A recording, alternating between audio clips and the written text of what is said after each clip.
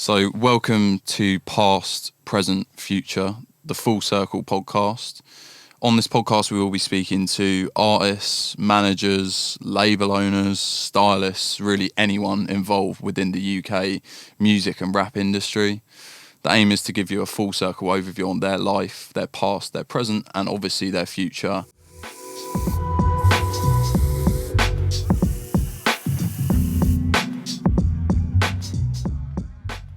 Past, Present, Future, Ep.17. Jeez. TiZ East 2.0 conversation.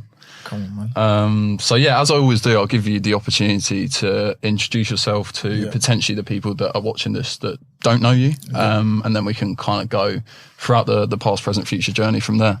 Okay, yeah. My name's TiZ East from Newham, East London. Rapper, songwriter, shutting it down, making bangers. You know what I'm saying? Yeah, man, that's me. A variety of bangers as well. Variety of bangers, different styles. Mm-hmm. Yeah. Facts. Yeah. So to go into it, you mentioned Newham within that introduction. Yeah. I was looking at your Spotify bio earlier, and it makes a point of saying born in Nigeria, raised in Newham. Yeah. So I do want to teleport back to the very beginning, so the past. Mm-hmm. So what did kind of your relationship with Nigeria look like, and how long were you there for? I was born there. Lived there for about 10 years. So obviously I kind of done school there a bit, kind of like made friends. Mm-hmm. So I kind of got into it a little bit before I left. But you know, when you're 10, you don't really get into like serious life stuff. So I was just a kid there. Mm-hmm. So really, I only experienced being there as a kid until obviously later on I went back. But yeah, man, it was all right. Memories, just playing. School was a bit strict, and that was it. After that, you're just playing. It's always hot. Kids are always out. Like it was calm. Yeah, man. And then I moved to England when I was 10, East London straight away. So that's why I moved straight from there, straight to Newham. And I've been there the whole time. So that's why it's literally from Lagos straight to Newham. So that's why it's a big part, because those are the two places. It's not like I lived in South then West. I've just been in Newham. So that's all I known. And yeah, man. And you're early 20s as well, aren't you? So it's like roughly half your time Nigeria, half the time. Yeah, so it's just that it was younger days over there and more adult, or like growing up. Yeah. What was interesting, you mentioned, and understandably, that in Nigeria you made friends, you went to school there, this, that and the other. So how hard was it when you kind of got the news, we're going to England? Like, how did you take it? You know what? When you're there, I can't lie to you. When you're there, you hear a lot about going to England. So I can't tell you that I was sad. Okay. But I was a bit like leaving my friends. I don't really know anyone there. Do you get what I'm saying? So it was mixed emotions. It was a bit like I'm excited to go there because I know even all the people I'm talking about missing, they would love to be in my position to go there. Do you get it? So it's like, it was mixed. So I can't really say I was happy and sad at the same time. You know, when you're on the plane, you're looking forward to landing, but then you're like, I'm leaving something behind. But yeah, man, I got used to it, I guess. Had to get used to it. Yeah. I'm interested to think, because I'm envisaging you as a kid and you're hearing the news and you're dreaming about this place in England. Oh, this is going to be great. How accurate was the picture that you painted in your head of England when you got here? Do you know what it is? I'll be real. You see, when you see pictures back there, you always see snow. With anything to do with UK, you see snow. So it's like, it was this pretty place. And it was all white and it was nice. And I can't lie, first, obviously getting there, it was like that because it's a huge difference. Even just like the clouds, I swear to you, they look so much cleaner over here. Like everything looks a bit different. So it was a bit like, wow, it is kind of what I expected, but it was more reality, and not like the movies and stories you hear. It was more like you're actually there, everything's in front of you. So yeah, it was very cold when I came though. That was one thing that was like, and I hate the cold. Even now, I hate being cold. So it's like, yeah, man. Apart from the cold and not really having friends at the start, it was all right, man. It was I was a kid, I was ready to explore, man. I was going out by myself and just running about after like 2 weeks. I swear I was playing football, making friends. So yeah, I can't really say I ever got here. And it was good. It was good. It was a difference, and I liked it. That's why I'm still here, innit? I liked it. So why did you move? Do you know what? I was with my mum in 2 sisters. Yeah, my dad he came over first, and his plan was to go over, was to come over here and then come back after a while, but he ended up staying a bit. And me being with 3 ladies, I started to like want daddy. Do you understand what I'm saying? So the more I told him that, are you coming back or am I coming to you? He kind of made a choice, and he said, just come over because you're still young. You can kind of just grow up here if you wanted. But, you know, yeah, man, that was it. So it wasn't like I was really craving. I'll be real. It wasn't like I was craving, I want to go to a different country. It was more like I was craving my dad. So that's what made me come here, really, innit? So yeah, man. And then obviously ended up with my dad, happy, got on with life. Obviously I miss my mum back there, but at the same time, I'm a son. It worked out a bit better for everyone, I'd say, innit? So, yeah, it was all right for a bit anyway. It didn't last too long, so it's calm. Okay, it didn't last too long. So, what was growing up in Newham like, and what do you mean by that? It didn't last too long. Growing up in Newham, mad place. But you see where you come, I come in like end of primary school, innit? So you know, people that are born here and whatever, they kind of already know a lot more than me about the area, even just the roads, just going out. They know more places than me, little things. So obviously getting here was a bit like, I didn't really know the culture here.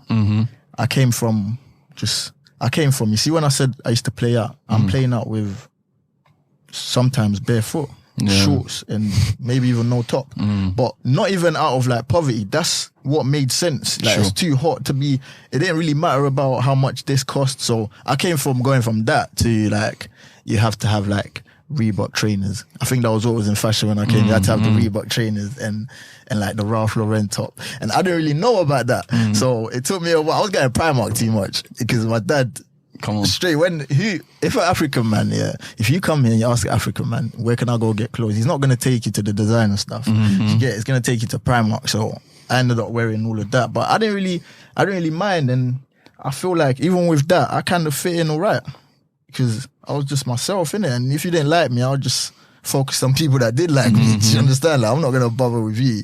So I feel like if I was more interested in impressing people, it wouldn't have worked. I feel like I was getting on with whoever was cool with me and how I looked and how I spoke and how I acted.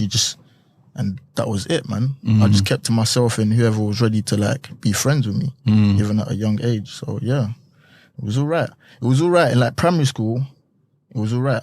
So until you get a bit older, because when you come at 10, 11, 12, 13, you don't really have problems. You just go to school, you play, you come back. So it was just that I'm doing it in a different environment now, different friends. So it was all smooth. But Newham, when you get to about 15, then you start to understand that people look at you different because you look more like a threat to people now because you look older. When you're young, like all this street stuff, it doesn't really get to you because people don't even look at you when you walk or if you go here and there. But when you get to about 15, it starts happening and people start asking you what area you're from. And what are bear in mind, I've been here about 5 years. I still don't really know about who's cool with who at this point. I don't really know anything. I'm just here. Do you understand? Just going to school, just being a good youth, really. And then people start asking you, what area you from? And you're thinking, what do you mean by that? And then you start to hear stories and then you start to understand it and you think, well, where do I fit in? And then that's where it's a bit weird, especially when you didn't grow up there. So you didn't have like childhood friends and like, okay, yeah, this is so I was just there and yeah, man, even through that, I kept to myself. That's why I'm still here, innit? A lot of people, they're gone, but I just kept to myself. See, I understood what it was, but I still just didn't choose to act like what I saw around me. And let's say like a listener, a viewer, myself, we're like in your situation where we don't know what's going on when we're a kid. How would you describe, I guess, the connotations of the question of where are you from? What's meant by that? Like the postcode. Short way to put it is, what's your postcode? And is your area cool with my area? And when you don't even know what areas are cool, it could be a tricky question, especially where you don't know exactly where you are as well. Bear in mind, it's like, I don't really know, are you cool with that area?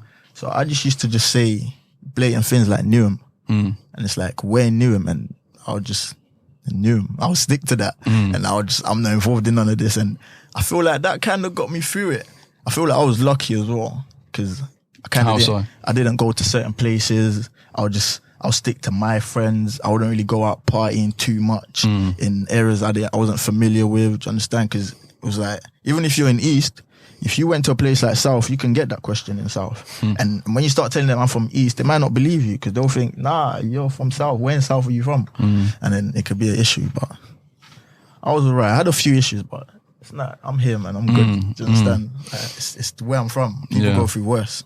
So it's interesting because we had, the episode is not out yet, but we had Gino J on a few weeks ago. Okay. So we had a conversation with him, and he was basically saying that like a lot of his core group, his friends that he grew up with when he was in primary school, are no longer friends as a result of area and when you grow up. And I was kind of wondering, and one of my favourite lines of yours is old friend's enemy of progress.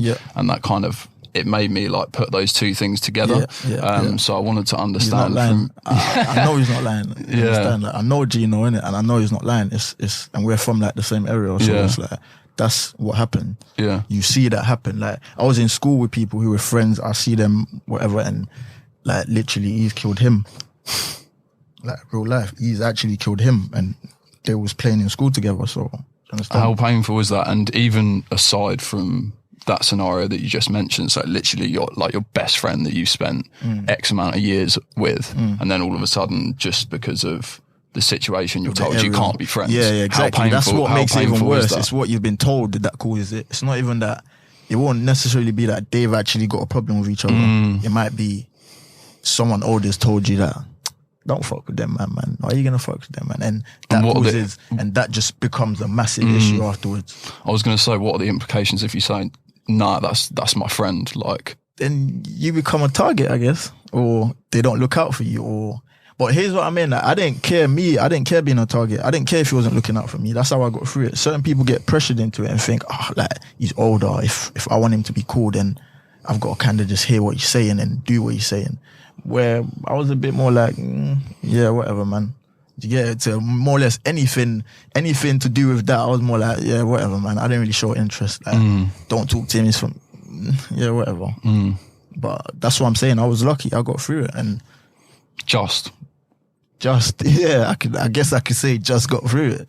Yeah, but which is the crazy thing to me, and it's something that we'll come on to. But you're saying, look, I didn't get involved in that. I didn't go to these areas. I was kind of neutral in some of these situations, but you still got caught up in some things, which is the crazy thing. So I want to go into that, but just kind of in a natural trajectory in the conversation. So before we get to that point, music is obviously a huge part. Well, it's why we're here today, but obviously a huge part of the past as well. So at what moment did you start to take music seriously? And also that decision to do so, how much of that was driven by the fact of, I can see it as a way out?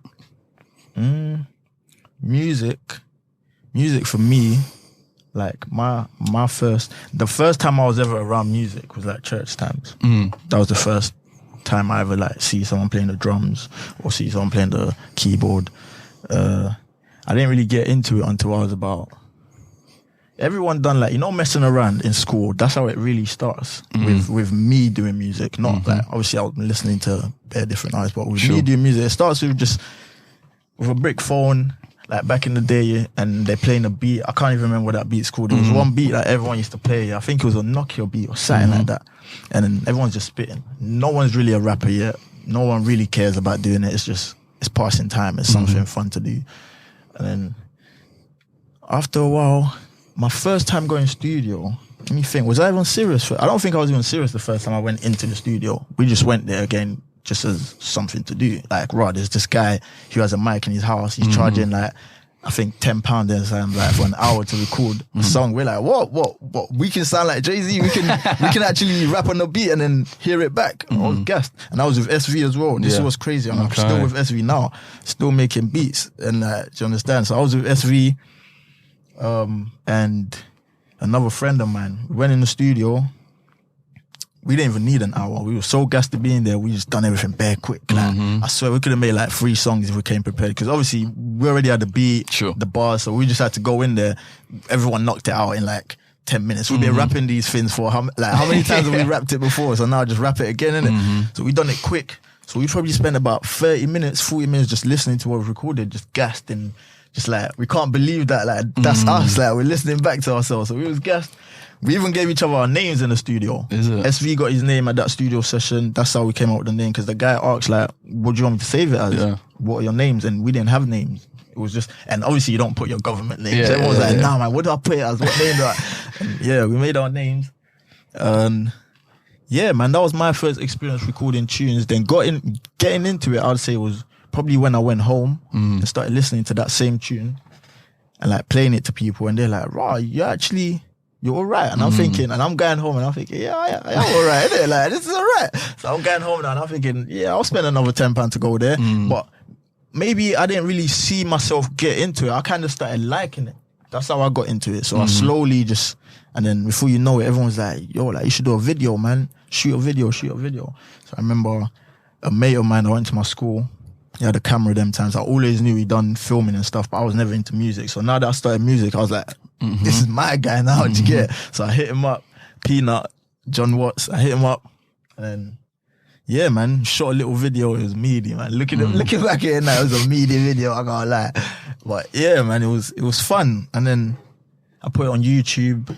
You know, friends just, they gas you anyway. Even if it was dead, they would probably have gassed me, but friends was like, yeah, it's hard. I started getting gassed. I remember being in my friend's room, yeah, and one song that I put on YouTube got 301 views. And I don't know if you remember this, yeah, but you see back in the day on YouTube, yeah, when you get 301 views, it freezes.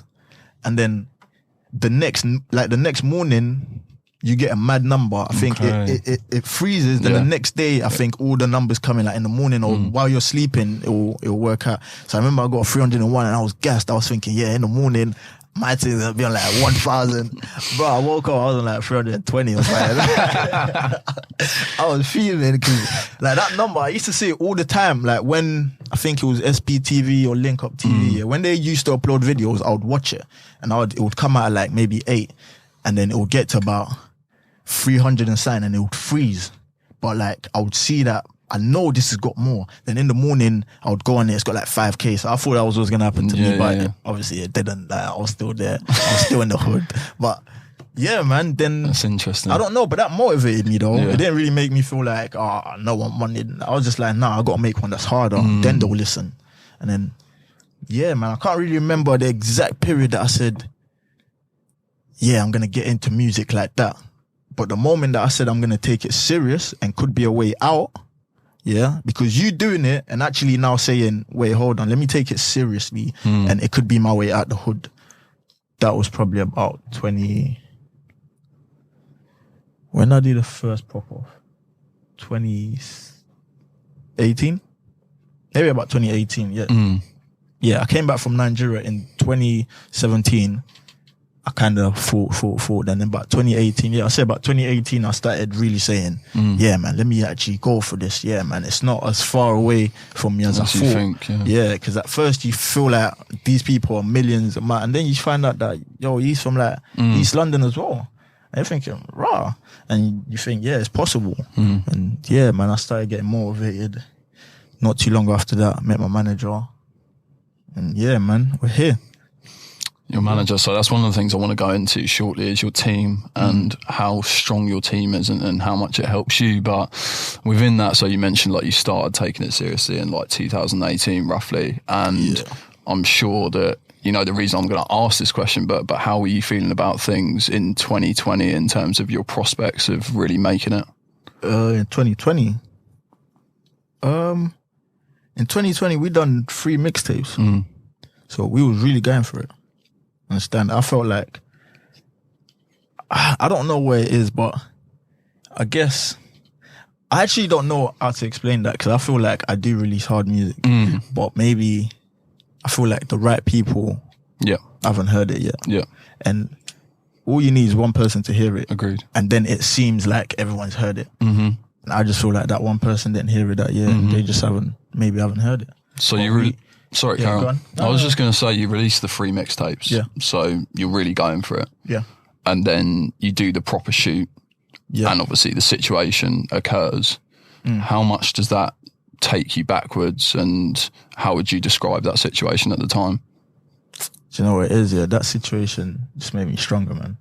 I feel like, yeah, the only thing that situation done was stop my video shoot that day. Yeah, and then it just made me stronger after that. It didn't really, I feel like it motivated me as well. Everything, I feel like it was meant to do so much negative stuff to me, but I feel like the people I had around me, it couldn't be negative. It's like, nah. You can't stop what's about to happen right now. And I look at it two ways. I could have sat back and chilled and got over it in different ways, or just done what I done, which I got in the studio. I shot the video again. Like, I just got on with it. And I feel like that made my 2021 strong. Because the way I ended 2020, that made my 2021 very strong. And I got in magazines for that, do you know what I'm saying? I got a lot of attention at the end of that, and I feel like I didn't make it out of the incident. I feel like I made it out of the music. More people, more or less, more time would try to get that as the reason why they end up blowing. But I didn't want that. That's not something positive. I don't want that to be the reason I'm here. No, when I know that I could do music and I'm hard, why am I gonna let that be the reason why? Nah. And that's, to me, that's not something positive. That's not something you're wrong with. That's something that motivated me. That's how I see it. And like I said, 3 mixtapes that year, it didn't really slow us down. It just motivated us, like the whole team. Because when people see that, right, like TiZ is still on it he's on it to shoot again. Why am I gonna be scared? I'm like the cameraman. He was about a couple feet from me when it happened. So him coming back out 5 days later, like, do you understand? And that's more or less part of my team. So yeah, man, the team just made me get on with it. I wanted to get on with it. Everyone was on it. So that's what happened, man. So How much is that motivated me? How much is that situation though, like, at the back of your mind when you shoot a video now? Yeah, no, definitely. Especially from where you're from, man, you can't slip up. Do you understand? And I feel like maybe I did slip up that day and I got a bit too comfortable. And now, definitely more on point. Do you understand? But it doesn't stop me from shooting. I shot in the same spot 5 days later, but just more on point. Do you understand what I'm saying? And you can't let, like, I'm from Newham, man, so where else am I going to shoot my videos then? Where do you want me to go shoot my videos if I'm from here? And I've been here, like I said to you, I came straight from Lagos to Newham. So where else am I going to shoot a video? Yeah. Like, especially when I'm in the hood. I'm not one of these fake. I'm still here, so I'm going to shoot my videos here, bro, all the time. You understand? Like, and that's what it was for 2020, end of 2020 and 21. I was still, do you understand? So, yeah, man, it didn't really, but you're definitely more on point and you understand more that not everyone loves you. That's what it does. Yeah. But, you know, everyone can't love you. I don't know what I was thinking before, but obviously everyone can't love you. So, yeah, you just got to be on point, man. Yeah. Well, thank you for going into it. I know, like, it's a tough topic, and it's one that, like, I wanted to, like, respectfully get in there because it's a part of your journey, but at the same time, like, I think what's so admirable about you is, like you expressed, I don't want to use a situation like that to propel my career. Yeah, exactly. I want to use the right things, the music, what I'm talented at, to get me to the place where I want to go. So that's exactly what it is. So I appreciate it. Quick one. We work with a lot of up-and-coming urban artists across the UK who are seeking press assistance, radio airtime, creative marketing solutions, and really all-round artist development within an industry that is constantly evolving. Which is why when we had the opportunity to partner with the 1994 Collective on this podcast, it made perfect sense. So to any aspiring artists that are seeking commercial success, please do get in contact with the 1994 Collective and let them know we sent you. Within the end of that answer, you made a point of, like, quite, I don't know, forwardly putting, I'm from Newham. And you, like, within your Instagram handles and stuff like that, you Mr. Newham. Why do you make such a point of, like, Mr. Newham? I get asked this all the time because I made it cool to say Newham. That's how I see it. And no one can tell me any other person who done that. It was me. So who else is going to be Mr. Newham? Because everyone who came before me chose a part of Newham to be from. I chose to be Newham. That's all it was. That's actually all it was. It's not that I'm the baddest guy in Newham. It's not that it's not even me saying that I'm the best at anything in Newham. It's just me saying that before I came round and I said, you know what, instead of saying I'm from Stratford, I'm from Custom House, if I'm not, why am I gonna pick a side? So I'm just gonna say I'm from Newham, and every time anyone asks me, I say I'm from Newham because that's where I'm from. I go every part of Newham. Like if you got me on Snap, I snap everywhere in Newham, and I don't have a problem with anyone in all these places. They might have a problem with me. I don't know why, but that's the thing as well. I don't know why. Do you understand? It's not even like I've done things, but yeah, man. Like I made it cool to say Newham. I started saying Newham. Like I started putting different sides of Newham in the same video, which was never done because people would shoot a video in Custom House and it would have the Custom House signs, the Custom House people, everything was Custom House. I done a video and I'm cruising around the ends. You know what I'm saying? I'm in Plaster and I'm in Custom House, and I guess people didn't like that. People didn't, especially people that chose sides. They didn't like that, so. But I'm still Mr. Newham, bruv. No one can talk to me about that. Like, they actually can't. It's in my bio in capitals. DM me if there's a problem. Do you know what I'm saying? But no one can. It's not even on a bad man thing where it's like, no one can't, because I kind of made it that I said, yeah, there's actually people that are just from Newham, yeah. And now you see bare people saying Newham. But they was not around saying Newham before, let's say, start of 2020. There was not around saying Newham, and that's facts. Do you understand? Apart from like Kano and Gets, but they didn't have that problem in Newham when they was growing up. Sure. So that doesn't, it's not the same. Do you understand? If everyone was cool, anyone could have been Mr. Newham them times. But when it's divided, you can't be Mr. Newham because it's like, whereabouts in Newham are you from? And I'm saying to everyone, Newham. And that's just how we're here. I'm Mr. Newham. It's powerful. Yeah, man. That's all it is. It's nothing to do with like bad or the biggest or the best or the richest. Nothing to do with that. It's just I made it. I put everyone together. Yeah. I put all these people saying Newham now. It's because of me. Understand? You didn't do it because I got bare hate when I said it. At first, you think I didn't get bare hate? I got niggas on the street looking at me funny, and I knew what it meant. It's not like, oh, why is he looking? I knew why he was looking at me like that, because he's thinking, so if you're Mr. Newham, you're more or less cool with them lot. Then you don't really, you're not beefing them lot like me. Do you get it? And people get mad when their ops are not your ops, and you're all right with them. As soon as you're all right with them, they expect you to take on their problem. No, bro. I'm not on all of that. We can be cool because I see you every day, and it just ended up from a head nod, from a like, do you get it? And then it's not even like we're tight like that, but you want me to take on? No, bro. Do you understand? If you don't want to talk to, don't talk to me then. But I'm not going to take on your problem. I don't even know the guy you're beefing. So what about if he's a nice guy? I'm not beefing him. You do that. You get it? And that's what I'm about from the jump. And as mad as it sounds, people don't like that. People want you to pick sides. People want you to do crazy stuff and make problems. I'm not about that. I came from, like I just said, I know where I came from. I ain't got time for that. That's all it is. Respect it. So, Mr. Newham, what is Mr. Newham focusing on at present to transition to the here and now? I ain't released nothing this year. I know. Nothing at all. I ain't released nothing. I'm starving them. What was it? 13th of December, I think was the last track. Yeah, it was as well. 13th of December. That's been about what? Couple of months now. 2 months and a bit now. Yeah, 2 months and a bit. But yeah, man, that was something me and my team decided to just. What is the thinking behind that? Because it was a similar tactic last year. I remember when we spoke. So it was Trappy, and it was like mid-May, I think, when we spoke, and that was your first single. I know you did features in and around that. I know. I haven't even done features. No, yo, I'm quiet, bro. I love you. Trust me, man. Yeah. So. I guess one of the reasons I'm interested to ask this as well, actually, is we have a lot of upcoming artists that listen and watch this. Why? What's the thinking behind the tactics? Do you know what? Last year, it was a bit like, let the features do its thing. This year, it was literally just like, let's just chill. We done so much work, it was like, let's just chill. Literally. It might sound, it's not a tactic. It's not like, let's just chill. Let other people have a chance, especially in Newham. Like, give them a chance, bro. Like, I was not giving them a chance. I can't even lie to you. It was like, pop, pop, pop, pop. And even when niggas are releasing in between, it's like the next day I'm like, pop, get out of the way, man. I dropped something else. You know what I'm saying? I know niggas didn't like that. Now I give them a chance. That's how I see it. I gave them a chance. It's not tactic behind it. It's just, let's just chill, man. We got bare bangers.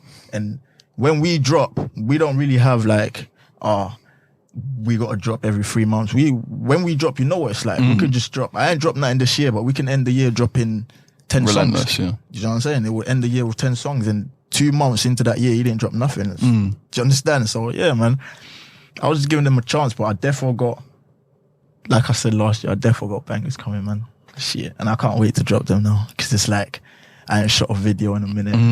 I've been going studio a bit though, but like, I ain't shot a video in a minute. I ain't really performed. Yeah, man, but can't wait to get into that again. So let's talk about what's coming up. So obviously we spoke off camera about the upcoming tape. So lit two T's. Yeah, live in the T. What can people expect? Bangers and more bangers. Yeah. No, I'm joking. But on this year, I've got about 3 features on there. I've got a female feature on there as well, and she kills it. And I think I'm gonna drop that one first. Is that the one that a snippet's already gone out for? Yeah. I'm gonna drop that one. Obviously, there's a song on there, yeah, that's already got a video, which was the last video I dropped, which was Bossa. That wasn't really the plan at the time to drop a tape, I'll be real. It was just a single at that time, and then we've worked around it after, and we decided that fits into the tape that we're going into. But yeah, man. Well, what would you say to someone that's watching this or listening to it, and let's say at that stage the tape's out in a week or whatever, or it's out at the time, what would you say to them to tell them to listen to it? I've definitely got different types of songs on there. I've got a drill song. I've got a song where I'm kind of singing. I've got a song where it's just rap. I've got a back-to-back. Do you understand? And it's only 6 songs, so it's all different types of tunes on there. And I feel like they're all, I personally feel like they're all hard because I've sat on them for a while, so I've had time to actually listen. Yeah. And it's like, I'm sure about this. They're solid songs. And there was a time I dropped a few previews on my Insta as well. But it's not even that. That's what I'm saying. Like, do you understand? Like, I've got about what? How many songs is on that snippet? I think 7. I think 7. I don't think any of them's on the tape. That's crazy. None of them's on the tape. So just imagine how much I've got. Do you understand? Like, it's only right as well that they're different vibes, because at the end of the day, you are the pinnacle of versatility. Yeah, man. So, I'm trying to keep it up. Man. But yeah, I can't wait to drop that one, man. Streets Calling is one of the songs. Say that with a female artist. But yeah, man, I'm not sure. I'm not sure after that what video I'm gonna do. So I might let the people decide. I kind of do that a lot. Yeah, you do. I'll just put on Insta like, what other songs should I do a video for? So yeah, Streets Calling, definitely want to shoot that one. And then I wanted to speak about visuals a little bit, and it's partly what falls in alignment with what I was saying about your team. So aside from you being an incredible artist and person, you have a massively strong team in all facets. So whether that's visual management, whatever it'll be. So I referenced it earlier, a lot of the people that watch and listen, upcoming artists. What would you say to them when they're looking to select their team? What did you look for, and what do you feel you have which is so special? At the time, I was probably looking for someone that was on my stuff, who actually, but do you know what? I'll just go to it. What I think now is you need someone who believes in your thing, innit? That's the main thing, I believe, in it. If he believes in your thing or she believes in your thing, then they're on it for you, innit? And you just got to do your bit as well. And that's what I think it is. But obviously, when you're getting into it first, I don't know what you can look out for, man. Just like someone who's into your music, someone who, I guess, cares for you as a person, apart from music, because it can't just be music. Your well-being before you come to the studio matters. If that's not all right and they don't care about that, and you come to the studio all the time and you're messing up, it's not really going to make sense. So that's what I would say. Someone who cares about you, loves your music, and is on it for you. That's what I look out for. That's facts. A lot of people get into it for, he's got a big name, or like, he knows him, or that might not be the way forward, mate. Because then when you're not doing as good as what he expects, he's gonna leave you. But if he believes in you, then he's gonna think, nah, that didn't work. Let's go again. Yeah, let's go again. That's what it is. That's what I believe, yeah. Yeah, I appreciate it, mate. Thank you for going into it. It's very valuable content for everyone and not just yourself, so I appreciate you expressing it. So, yeah, I wanted to move into the future. Mm-hmm. So I kind of asked you a similar question to this last time on TiZ East 1.0, and so let's see what the answer is this time. But what is your definition of success moving forward into the future? My success, I'll be real, I know people probably say it, but it's not about the money. My success is, if I'm happy, that's the main thing for me. I swear to God. Like, obviously no one wants to be broke.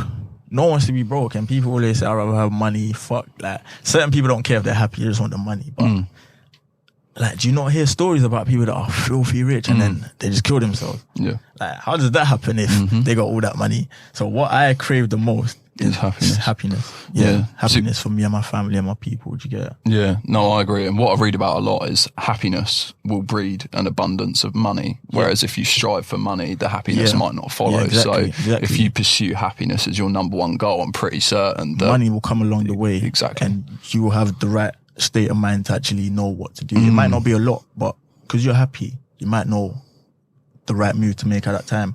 Whereas if you get all the money in the world and you didn't focus on actually loving yourself and being happy, then it's a myth, because then you're going to have a bag of money, spending it on God knows what, and you're going to go home every day. Even if you're with a beanie or two, you're still not going to be happy with yourself. Like, how's that going to feel? Do you get? You're going to have everything, but you're still going to be upset. Yeah, that's long, man. I don't know about all that. So yeah, I crave happiness the most, and that is my definition of being successful. Yeah. I think happiness comes from fulfillment. Yeah. Personally. So what would you say like a fulfilled life looks like to you, whether that's music, personally, professionally? That's what I'm saying. My life is now basically music, man. I'll be real, like, that's my goal. So for me to be happy, I kind of have to achieve my goal. So not necessarily being filthy rich from the music, but getting where I feel like I want to be with the music. And where's that? It's like where I have a voice, I can say things, and like people actually hear me out. Not only just music, that's the thing. Not only that I make a song and I get 1 million views. No, like, if I have an opinion on something, I want to be able to voice it, because the world's a crazy place right now. Do you know what I'm saying? But apart from that, with music wise, of course I want to blow up and be able to like feature and work with people that I've always dreamt of working with. So I feel like I'm on my way to it. That's how I see it. And I try not to think on it too much and just work and slowly get there. And I don't know exactly where that point is, but like I said, when I have a voice and when I get there, I feel like I'll know. But I'm focusing on being happy along the way, not just I gotta get it, and you can't let things get to you. And that's something that I used to do a lot before I met my manager. And then I would holler him and I would tell him something like, what, but why is this guy acting like that? Like, I know a lot of people in this thing, and he does as well, and we'll be saying to each other, why we, like, and he'll just call me and say, bro, don't even let it get to you, man. Like, this is our journey. Forget what he's doing and what he does not do for you, but just focus. And over the years, I feel like I've really mastered that. It's interesting you express like the progression there, because I'll be honest, I'm not sure you would have given that answer if I asked you the exact same question when we met last year. Yeah, because in a year, a lot of things change, isn't it? Has it been a year? Just under, yeah, about 10 months, isn't it? Yeah. I'm not sure you would have expressed happiness being your number one goal when I spoke to you last year. What did I say last year? It was more towards money. That wasn't like the direct answer, but it was definitely leaning more towards be successful in the music thing. That's what it is. To be successful in the music, you obviously have to have money to do things, but you can't just keep your eyes on just the money. That's what it is. Yeah. And a lot of things happen. Like, I feel like that doesn't solve everything, man. Money doesn't solve everything, bro. It definitely doesn't. It can make you better, but if you don't find happiness properly, it doesn't really make sense having money. Like I just said, you hear stories of people going crazy with the money. So yeah, everyone wants money. Yeah. Of course, you're lying if you say you don't want money and that's not your goal. So to be successful in the music, it's eventually to have money. Sure. So I can make my family happy and make them, and that's the goal. So it's not that I want the money just sitting here and looking at the money. I want to use that money and make my family happy. Facts. And make like my kids happy and make my friends happy. So really, it is money, but it's to have people happy with that money. Yeah. You understand what I'm saying? It's the doors that the money opens. Yeah, that it opens. But at the same time, while chasing the money, you can't just have your eyes on the money, because bare things happen on the way, and it's just gonna fuck you up. So when you do eventually get to the money, you've been battered by all of these things that you didn't actually face. Now you're screwed. You just got a bag of money, and your mental health's gone, and you might not have the right friends around you now. Your family might have, because you didn't focus on them. Yeah, man, that's what happens. 100% agreed. I could just kind of see like a transition in terms of your growth, your personal growth from like the 2 times that we spoke. So I just wanted to express it and to give you your props where it's due. So thank you, man. No, I appreciate it. I like to tie things up by kind of asking sometimes what message you would give to yourself in the future. So let's put the scenario on the table. You're sat there in your £1 million house 10 years down the line. You're successful 5 years down the line. And you're watching this back and it gets to this moment in time. What would you like to say to yourself? Wait, what would I say to my future self? Being me now? Or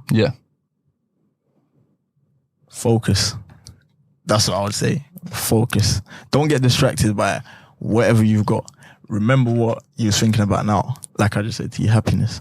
Stay focused. That's what I would actually say. Keep it simple so that the donut remembers. I would just say stay focused. Did you get it? And then they'll think, what do you mean by that? You understand? But yeah, man, I know within myself what my plans is, what my goal is, like what I'm out to do and why I'm doing what I'm doing. So if I stay focused, that's what the plan will stay. To understand, it will remain finding happiness in making people around me happy. My happiness always comes from making people happy. I swear, like when I send my mom money and then she sends me a little paragraph of praise, I'm gassed about that. You know, I love getting that. It's like, I'm just like, yeah, man. It's not even about like, it's about like you're making her happy. That's how I feel. And I'm like, as a kid, that's what you always want to do. So being able to do that for more people, for a person like me, will just make me happier. Because obviously I'm not rich yet. I can only afford to assist to a certain level. But imagine when you're rich and but you're focused, so you know what you're spending that money on. You're going to find proper happiness, bro. Well, I am anyway. Certain people are different. Certain people just want to go out and just blow money. That's their happiness. People are different. My happiness is making other people happy. It's powerful, and it seems like a really good place to end. So I just want to say thank you for your time. Thank you, my bro, for the transparency, and it's a really special moment as well because we had that conversation and it wasn't as in depth. It was more revolving around the Trappy release. Definitely. The production wasn't as good. The conversation wasn't as good. So everything, I think on both sides of the table, things. Yeah, man, this is brilliant. We've got more music out, more to talk about. More time, but we didn't really have time on that day, did we? No, not so much. I remember I came in and it was mad. Yeah, it was mad. But we got it done, innit? And I said to you, when I do a proper like we're gonna do one, innit? That's why I told B, we gotta get it. It's time just before we start dropping, so they know it's coming as well. And how have you found it? Yeah, man, sick. I love the show. I love what you're doing. I feel like this will be somewhere that new artists can definitely come to and then understand music and understand, because I see you don't just get artists, you get people who work in the industry, but so do you understand? They get to hear it coming from, hearing it just from an artist. The artist doesn't go to the manager's meetings, he doesn't go to where the cameraman goes, he doesn't go to where the A&R guy, do you understand? So having all them different people on your platform, bang, new artists, this is where they need to be, man. Come on. Thank you, bro. One more question. Yeah. So you might have seen, we ask everyone that comes on to nominate someone. So within the music industry, the UK music industry, so it could be like an artist, a videographer, a manager, whoever. Who do you nominate to come on and to sit across the table from me? It might be in due time, but my manager. Okay. Big Balance. He knows he needs to talk. I swear that Big Balance and they need to sit here and then talk, because they do more than just me. Do you know what I'm saying? So yeah, man, they do a lot more than just me, but then they put that much work into me, so you can imagine what they got going on. But yeah, man, that would be sick, because I wouldn't say an artist, I would say Big Balance and because you've heard me. I've told you what you need to know. Now you hear it from like a manager and an A&R's point of view, and sick. Yeah, man. See if we can make it happen. Yeah, hopefully we can. I'll force him. That's it. Thank you for your time, bro. Come on, my bro. Anytime, man. I'm real. Gang, gang, gang.